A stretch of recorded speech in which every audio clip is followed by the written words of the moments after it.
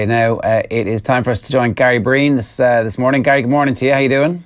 Good morning, guys. I'm very well, thanks. We'll talk more about Arsenal and the Arsenal-Man City game in a minute, but just some brief thoughts on that. I think it's very difficult now to see Chelsea somehow rescue that part of the season and actually, I mean, they're still in it, obviously, given the points differential isn't insurmountable, but just the way things have been going for them and what we know about that squad and how quickly they can fold their tents and go home.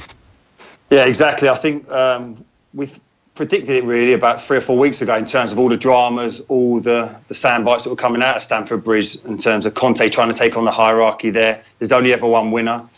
And then you're thinking that maybe they can, they've got like some real quality. Suddenly they go 1-0 up yesterday and you're thinking, okay, this would be a very, very important result, but they don't see it out. And we're listening to the lads there. You just can't see anything other than Conte leaving in the summer.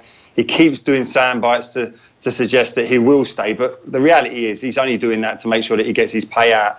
And it's not something we've never seen before with Chelsea. Even the supporters there, they love Antonio Conte so much, but they just know this is part of the course of being a Chelsea supporter, that the owners will change the manager. And you have to say, in doing it, and as regularly as they do change managers, they still remain successful. There does feel at this point like Chelsea aren't really in the market for the world's best players anymore. That their ability to pay top dollar season after season after season has changed, and their model has definitely been to buy all the best young talent, flood the market with that, and try and turn the club into some kind of profit centre, which would suggest that they need to get the next manager decision. It has to be absolutely perfect. Well, yeah, of course it does. Bearing in mind what's happened at Manchester City in terms of their financial muscle, that used to be Chelsea in years gone by. They can't compete on that level. So you're right, I think there has been a change in remit in terms of them wanting to develop their own younger players, but it's so difficult to break through at Chelsea. That's the problem that they have, is that even by stockpiling all the best young talent, the fact that they don't get regular football in first team and develop as players stagnates their progress. And that's the problem you have. The fact the likes of Lukaku, De Bruyne have to go elsewhere to get the games to become the players that they are now. Salah also. So it is a frustration. It's a big challenge ahead of them. They obviously have to keep some money back for the new stadium they're trying to build, so they're going to be struggling that way. And I think the chairman, the owners, have got a mindset towards that. So you're right. I think it's going to have to be a manager who can develop young players, but it'll be completely in contrast of what we've seen Chelsea in terms of them being a Premier League powerhouse. Gary, do you reckon Eden Hazard looks back on his career to this point and kind of regrets not taking his talents elsewhere, that he's stayed at Chelsea and hasn't gone and achieved the all-time greatness that his talents potentially could have done? Well, I think a lot of that can be aimed at him, that sometimes when he's on his best game, he's a fantastic player to watch. But even in the second season under Mourinho, he went missing a little bit. And that's the problem you have. I think a lot's been questioned by his teammates and his managers, and he didn't particularly like it. That does he have the desire? Does he have that mental strength, that will to be the best in the world like Ronaldo did? We remember Ronaldo at United as a young player and him saying to us, listen, I'm going to be the best player in the world. And you're thinking, well, I don't know about that, but just his desire to be it. I'm not convinced that Hazard is that type of mentality. The only thing that would be concerning for Chelsea fans is the fact that he's always caught in a move to Real Madrid. He's always mentioned it. If it goes quiet for a couple of months, it still comes up again, his desire to work under Zidane. Whether or not Zidane stays there and how Real Madrid cope in the Champions League remains to be seen, but there's always that soundbite coming from him, and that will be the frustration with Chelsea supporters. Okay, let's move on to the City-Arsenal game. Most of the fallout has been about how spineless Arsenal were, and we can definitely do that, but we should at some point go, City are a special team and they're playing really well, and Sergio Aguero is an absolutely sensational figure in English football history now. He is. Listen, of course he is. And prior to this final, we knew how talented he was in terms of his stats. And even as the modern-day centre-forward, it must be so difficult to mark him because he's always playing on your shoulder. He's always moving you as a centre-half into places you don't particularly want to go. And then when he gets sighted a goal, he finishes it.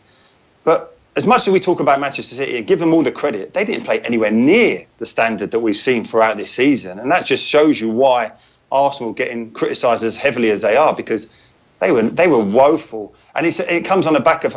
I mean, did you guys see the performance against Östersunds in the Europa League? It was even to a worse level, and that's the concern. Is that as much as we see Arsenal putting Crystal Palace to the sword and Everton to the sword, and then Arsenal fans saying, "Oh, listen, we've got a spectacular team now, Aubameyang, Mkhitaryan," you just know that type of horror performance is only a couple of weeks away, and that's the problem that Arsenal have, and I just don't see it getting any better. I've said to you guys before, I think Arsene Wenger is an absolute legend. I think he's in a brilliant manager in terms of what he's done. But like players get old, managers get old, and I just think it's time for him now to step away. He won't, though. That's the thing, isn't it? Like, we were talking about this a little bit earlier on, and Owen, obviously, as a heartbroken Arsenal fan, really wants the club to move on. But he makes so much money for the owners, and the owners aren't in it because they're Arsenal fans and they want to see the club have some reflected glory. They're in it to make cash. They're making loads of cash. And we've seen, you know, how easy it is for a new manager to come in and not fully understand exactly what the requirements of the job are, and for that to go wrong. If they finish in the top 6 every year for the next 3 or 4 years, they will. No, that's not enough. That's not enough. Top 6 is not enough for Arsenal now. Not in terms of the money with the champions. I know what you're saying in terms of the television monies and stuff like that, but I think that it's got to the stage now where the Arsenal fans will be even more vocal now. And I think the media are on it as well. I think there has been some slight adjustments behind the scenes from Mittelstadt coming in from Borussia Dortmund. The very fact that Arsenal have signed Aubameyang and Mkhitaryan at their age is in total contrast to the philosophy of Arsene Wenger in terms of bringing the young players in, developing him. I think he'll enjoy the fact he's got them, but that is never a deal he'd have looked to have done previously in terms of the money that they have to do. So I think Arsenal are aware. I know what you're saying about the owners. I think they'll want Arsenal to go out on a high. Of course they will, but I don't see this carrying on for another year after this summer. It seems to me that the club is almost in denial about where they're at. Yeah. Like you mentioned those 2 signings there, they were almost kind of painted as a rebuilding phase at Arsenal, but in fact this is pure and utter regression. Well, listen, do you remember the excitement in terms of the whole debacle with Sanchez in terms of him going to United, and suddenly Arsenal get Mkhitaryan, and lots of people saying that was good business. It wasn't good business because it was pure luck. They were not in control of that situation at all. It's like saying you win a lottery and it's good business. It isn't. And the fact is that they comes in and suddenly you think, okay, Mkhitaryan, Aubameyang, I'm thinking, well, this is the type of quality you associate with Arsenal in their heyday. And then suddenly they get comfortably and comprehensively beaten in the North London derby, and all that hope just goes out the window. And now suddenly these last couple of results, and you look at Arsenal and think, have they got the ability to win the Europa League? Yes, they have. But have they also got the ability to implode against any quality team? You don't even have to be a top team to beat Arsenal. And there's some good teams. I don't think AC Milan are at the level that we normally associate with them. But certainly if they come across Atletico Madrid, they wouldn't lay a glove on them. Yeah, a point Owen made earlier on as well. I think that they can potentially avoid them until the final and get a fluke. And we've seen stranger things happen than teams turn it around, but it definitely feels like we've watched the malaise of Arsenal over the last 10 years or so. So who's next? Who is the actual right manager, and how do they go about securing that person? Well, this is the problem, and I think a lot of Arsenal fans, the frustration they would have had is that they would have hoped that Wenger would have gone out on a high after one of his FA Cup wins, and there were some talented managers available then. I don't think there's a standout candidate as such in terms of being able to go into Arsenal now. I know people are saying about Luis Enrique, maybe the Atletico Madrid manager, but that would be a contrast in terms of what is happening at Arsenal. But they need it, because the very fact that it was highlighted in a cup final that players are walking, and it wasn't in isolation. It wasn't one player you could turn around and it stuck out like a sore thumb. It's because you see it quite regularly. It's only because they lost a high-profile final yesterday, but you watch Arsenal regularly, as we do, and you know that those guys just walk about in midfield because it comes from the top. There's no leader in that team to pick people out. I mean, even when Wenger got a stay of execution and then spent money to bring and invest in the spine a couple of years ago, of bringing Mustafi in from Valencia, Xhaka and Perez at centre forward in terms of a pacey centre forward, they have been woefully short. And for that reason alone, managers have been sacked in terms of the poor showing that they've done in the transfer market. If Mustafi is Arsenal quality, I can't see it for the life of me. And I don't judge him by other centre-halves. I judge him by Arsenal centre-halves, the likes of Bold, Adams, Keown, Sol Campbell, William Gallas, Koscielny. He is no way near that level. And for him to concede the goal that he did yesterday, not just Aguero's, But look at the second one in terms of initially giving the foul away on the edge of the box against Sane, then being done by wing play by Kompany out in right wing to be beaten so easily to then concede the corner. It's just woeful. Go on. Do you buy the argument that there is this, I suppose, when it comes to the likes of Mustafi, that there is kind of a systemic failure going on around them? Well, obviously there is, but say if you take the best centre-back in the world, say if you took somebody like Sergio Ramos and put him in the heart of the Arsenal defence, do you think he would succeed? Yeah, I think he would he'd certainly make a difference. I think at times, because of the way the team's set up, he would be exposed, but he'd be grabbing people by the throat. There's no way he'd be allowing midfielders just to run around and walk around. There's no way those leading type of centre-halves, and not just iconic ones like him or John Terry, even leaders who not have the quality that he has individually would adjust. But the only thing you have is, and I've said this before, is that Arsene Wenger protects those players so much. He wraps them in cotton wool. And if anyone criticises, the likes of Sanchez, a couple of seasons ago, he called out and said, listen, we're a good team, but we lack the mental strength. He was reprimanded straight away by his manager. So you can imagine Sanchez has turned up, he's gone into that changing room, he's looked around at the quality and thought, yeah, is this a good signing for me to go to Arsenal? But then realised very quickly the lack of mental strength there. And he must have thought, I've been sold a pup here in terms of coming to this club. You talked about potentially getting somebody like Diego Simeone and how that would be a change of style from Arsenal's perspective. Like, Wenger was that style. It's not necessarily Arsenal's style. It was Wenger's style, and it hasn't been successful for such a long period of time.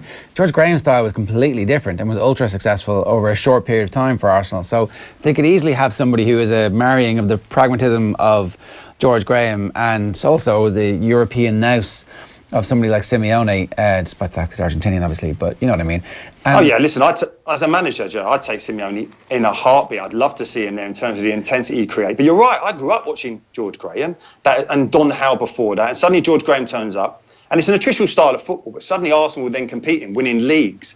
So then you're right to say that when Wenger come in, he did marry the two. He inherited that brilliant back four and then created some special players, put Vieira, Petit into central midfield. And this is what I don't understand, is that in the first 10 years of his tenure at Arsenal, he was so successful, but he's completely gone away from that. And then suddenly, in every walk of life, when you've done something particularly well and then it's not going well, you go back and think, well, why did it go so well? Maybe I'll go back to that. He never does. He's even going further away from it in terms of creating this team of like total football. This is the fact now. They're not even a good footballing team, let alone lacking the mental strength and the character. Because on occasions in that final yesterday, getting to wide positions, the quality of the ball going in was ridiculous. And I think the stage now is that Arsenal are the sixth best team in the Premier League, and they're competing in the European competition that the quality of their squad deserves, and that's the Europa League. Yeah, it doesn't seem like there's a quick fix. I mean, maybe somebody like Simeone arriving is a quick fix, actually, in that he changes the attitude of everybody in every training session, and you begin to see the quality of the players married to some steel, which there seems to be an absence of, and defensive organisation, and actually that transforms the team into a team who can at least compete for the top four. But there aren't that many transformative managers out there who you can see, like the other names that will invariably be linked with this job are somebody like Carlo Ancelotti, who just comes in, buys a few. Oh no, not for me. Experienced players. Ancelotti.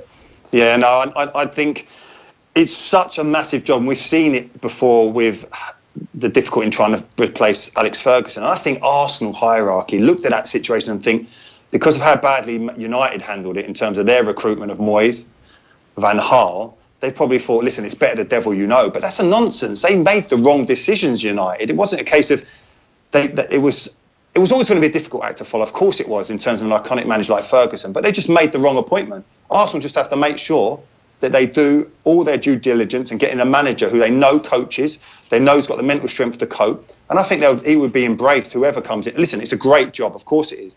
And it's a great opportunity to take Arsenal now when they're probably at their lowest ebb that we've seen in Premier League. Yeah, I do wonder if Wenger's going to say, no, I've had enough, and actually the board are going to be forced into some kind of decision. I can't see it. Listen, I can't see it in terms of Wenger as well, in terms of he loves football, and this is the problem. Sometimes you have to make a decision for their own good, and I think the hierarchy there have to do something, because can you imagine now the atmosphere if they go a goal down on Thursday against City? I think the crowd are going to turn. It was horrible, the scenes last season, in terms of doing that, because he deserves so much more than that. He should have a big statue built outside for him. He should. But the problem is, he just won't walk away. The great news for Arsenal fans is that Thierry Henry says that he would definitely be interested in the job. He used his $4 million a year gig on Sky to go, actually, this job's grand, but really I want that job. Yeah, listen, Jamie Redknapp's like pushing him there, wasn't it? It was a bit cringeful, wasn't it, in terms of doing it? But listen, I'm not sure that the argument of Henry is at the level that Guardiola was in terms of his coaching ability behind the scenes before he got that Barcelona job. They obviously identified how talented he was. But just because he done it brilliantly, it doesn't mean that Henry, just because he's steeped in Arsenal history, is able to do it. We need to review the work he's doing with Belgium. How good a coach is he?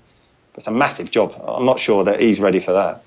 I kind of hope he does get a statue erected outside the ground, because you'd see like troops and the boys from Arsenal fan TV chisel away at it and pull it down. But one last thing, I wanted to get your thoughts on Vincent Kompany. I know we're kind of going back to City, but just watching him yesterday, I kind of feel dirty because of the grotesque oil money that's put into this football club. But it's hard to not feel good for Vincent Kompany after yesterday, isn't it? Yeah, listen, there was that period where the ball went over the top to Aubameyang, and you're thinking, OK, it's all about Aubameyang's first touch, and it was a brilliant one. Literally put the ball, he's ready to strike it. And we know how quick Aubameyang is. And suddenly, Kompany's gone through the gears and just lent into him, physical strength, took the ball away. It was Kompany that we associated 3 or 4 years ago when he was a dominant centre-back in the Premier League. And he's been crippled by injuries.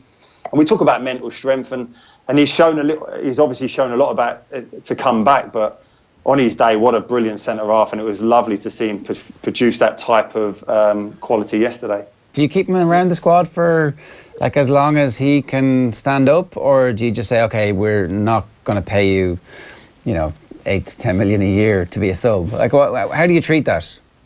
Well, even when you hear Guardiola, and he's quite matter of fact in terms of describing Kompany, he just says, listen, we can't rely on him. He's always injured, and it's not a case of like protecting him and saying, listen, we're going to do it. He's just so cutting in terms of that. And it's factual. You can't rely on him, unfortunately, at his age now with the injuries he's had. I think someone named he's had something like 41 injuries. And, I mean, that's ridiculous. I think, and that's not going to improve as you get older, no matter how much sports science there is. If you are fragile, that's going to continue. And listen, I don't think they'll keep him around just to have him as a cheerleader. He's obviously a strong character, the captain, a leader as such, but Manchester City can go out and get the next Vincent Kompany, who's like 10 years younger and injury-free. It's a fair point. Gary, great stuff. Thanks a million. Thanks, guys. Gary Breen with us this morning, giving us some thoughts on the football.